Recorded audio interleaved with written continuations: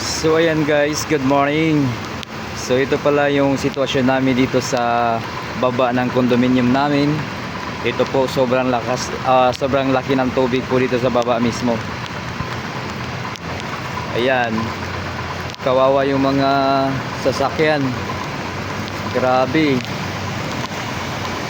So lahat po tayo ngayon, lalo na po na sa malapit sa mga ilog, na sana po ay mag-ingat po tayo.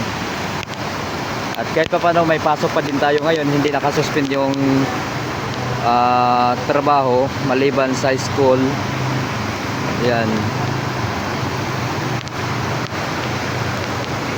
Sobrang lakas ng tubig.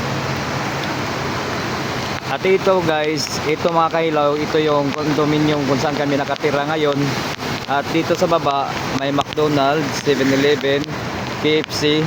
At saka ayun, sobrang lakas ng ulan.